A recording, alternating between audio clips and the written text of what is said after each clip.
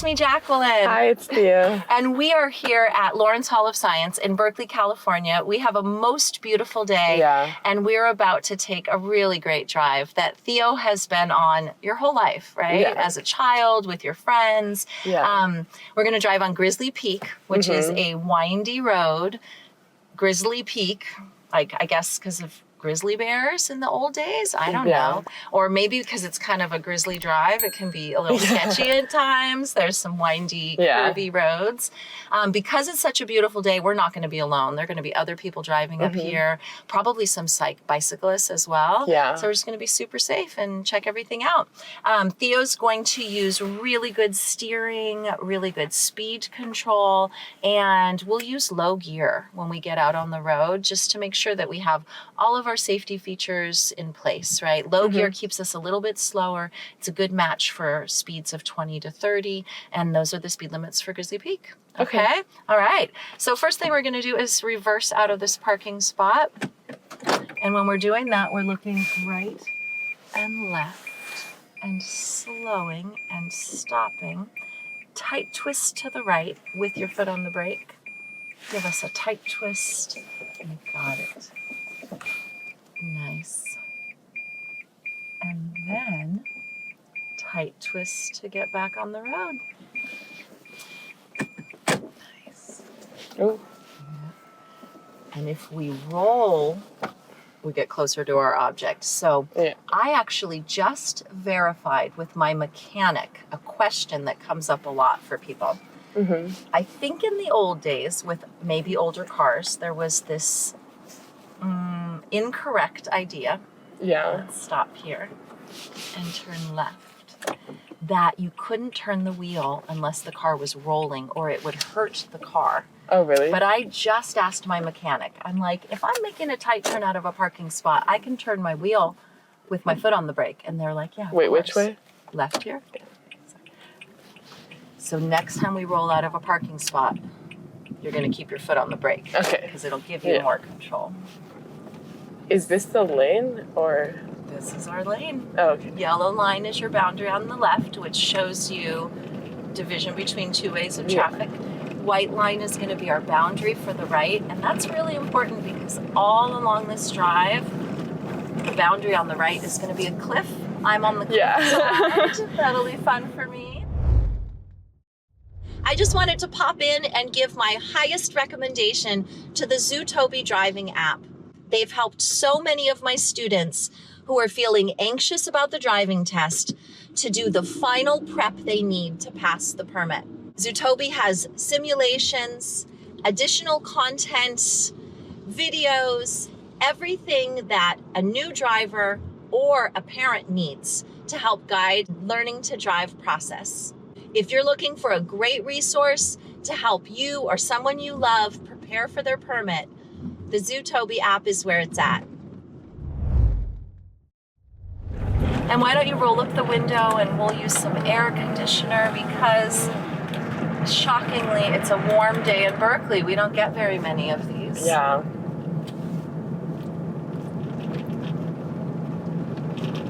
It's very bumpy. Yeah, I think it's hard for them to redo these roads because it's such an awkward, or maybe it's just not on their timeline. I don't know. Yeah. But you can tell it's older roads up here. Some of the roads by my house have just been redone, which is nice because they were very bumpy. Nice. And then did they repaint them really nicely too? Yeah. Very sparkly new paint. Right at the stop. So there's our first cyclist, and we're going to be driving probably with a handful of cyclists. So let's just review our driving with cyclists rule. There's a caution sign showing us that it could be slippery for bicycles. That means when we're near them, we want to give a little extra space and caution. So we can go a little over the yellow while we pass. We always check mirror and blind spot before we return. And now we're good.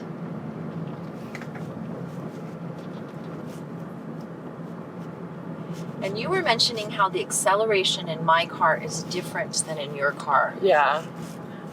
It's much harder to accelerate in this car than my car, or my parents' car. Yeah. when I press the acceleration there, it like really jolts forward, but here it kind of just slides more or glides. Yeah. So it just kind of takes this constant pressure to keep Yeah. us going, especially because we're working with our uphill gravity. Should I put on the Yeah, you can pull down to low gear. This would be perfect. Nice. And the low gear just helps reduce some of the like sliding feeling when you're going downhill. See if you can get us up to 25. Just keep us consistently pushing forward.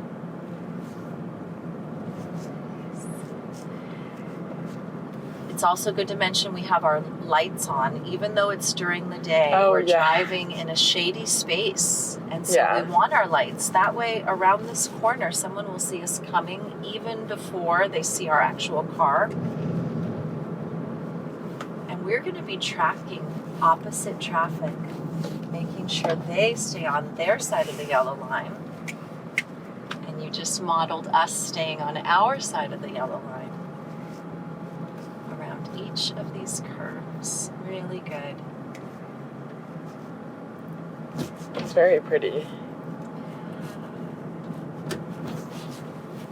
And of course, earlier we did practice on windy roads and narrow roads in safer spaces. We didn't just jump to Grizzly Peak. Yeah. Right? Everything sort of takes layers to get used to it.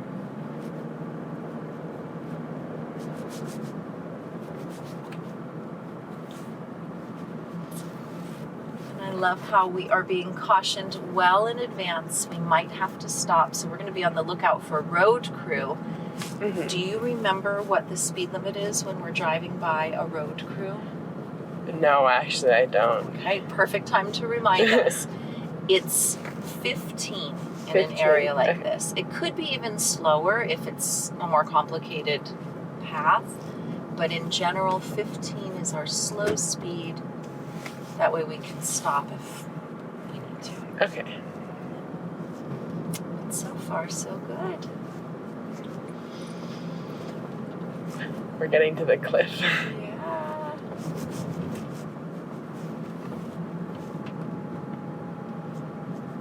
And earlier you were describing to me how you were keeping your lane position so well. I would love to know what you're thinking.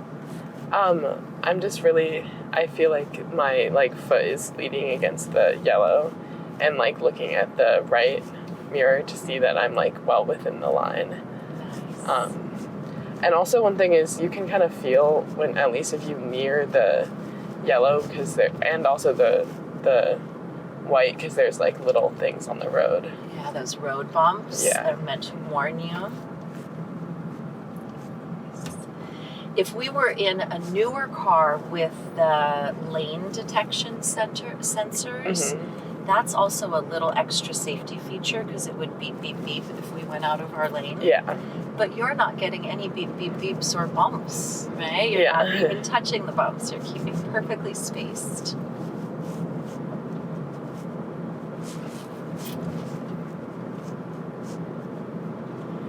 And as the passenger, I get to do a full head turn and enjoy the view. Yeah. And as the driver, you just kind of use your peripheral vision, right? I really appreciate how you're staying focused on my safety. Yeah. I'm staying focused on the road.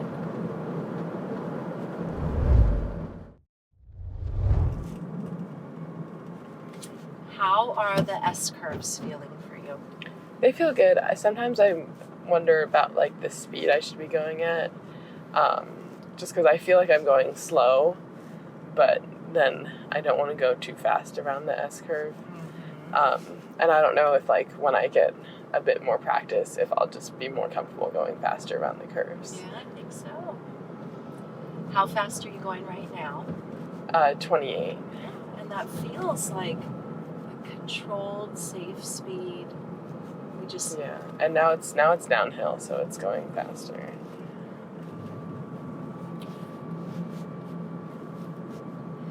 The important thing is you never want to feel too much of a pull. If you felt a pull, that would mean that you were just going a little bit too fast. But if it feels like gliding and graceful, it's a good match.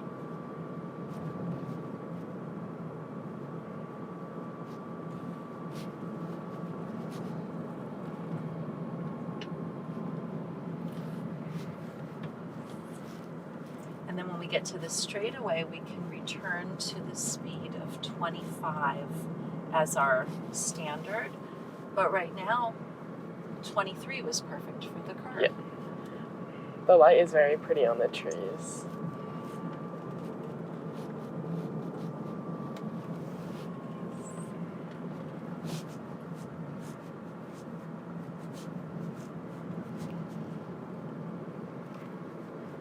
Since people can't see your feet, they might be wondering, what is Theo doing with their feet? So can you describe to me kind of your back and forth to keep this so smooth?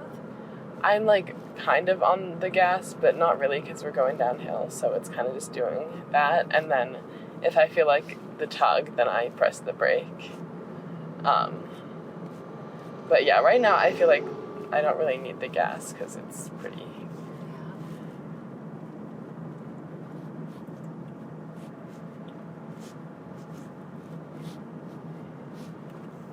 And when you go around a curve like that and you rock it, you know you're doing the right thing.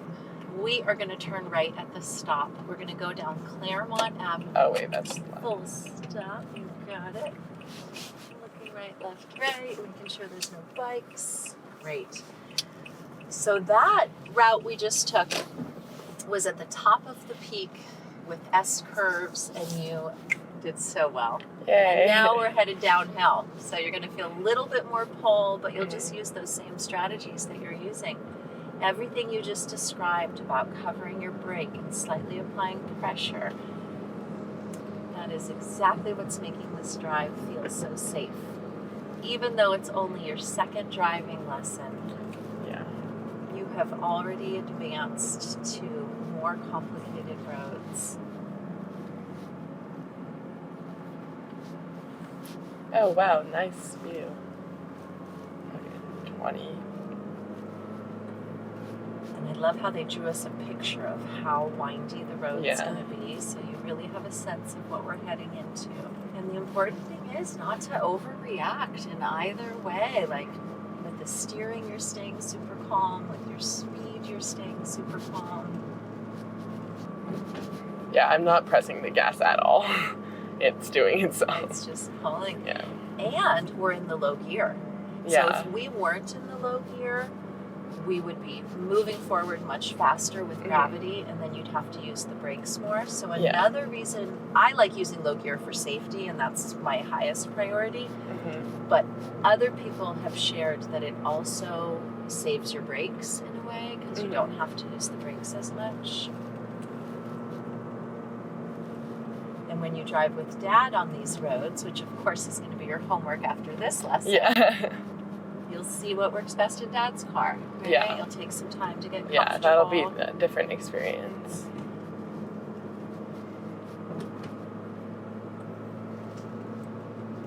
How is Dad as a passenger in general? He's pretty good. Sometimes he gets stressed out, but for the most part, he's good. That's awesome. Are there any good dad tips that he's given you that you want to share with the world?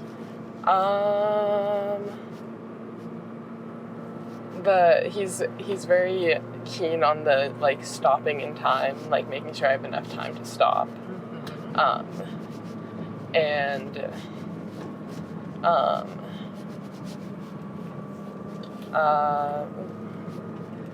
And also one thing is I'm not very good at like going when it's my turn because if I see another car I get a little like scared to go. But he's like, it's your turn, like go. Yeah. You'll get more comfortable with that. It's really a lot about like learning to trust the traffic patterns. Yeah. And also noticing, because sometimes people run stop signs. So like it's a healthy awareness that you're developing to just make sure it's safe.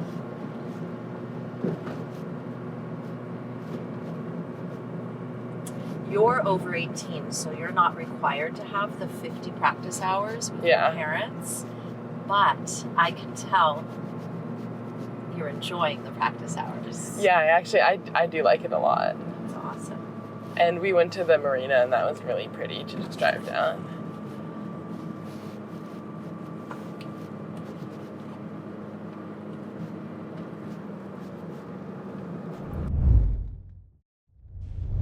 Running a driving school isn't easy. Between high operating costs, managing student requests, and delivering top-notch instruction, it's a lot. Zootobi Instructor helps smooth out your day-to-day operations with features like automated scheduling and online payments. You'll also get our best in the nation in-class and online curriculum with engaging videos, immersive driving simulations, and more. Driving schools all over the country are already making the switch and loving the results. It's super simple to get started. Visit Zootobi.com to book a demo or click the link in the description. And we see why the speed limit is 25, right? We're getting more crowded, 20 for this curve. And Oh, then, wow. The Claremont is under construction. Yeah, there's a I did hotel. not know that. We're dropping down on Claremont Avenue to the Claremont Hotel. And we got to be tour guides and driving instructors. Yeah. You did great.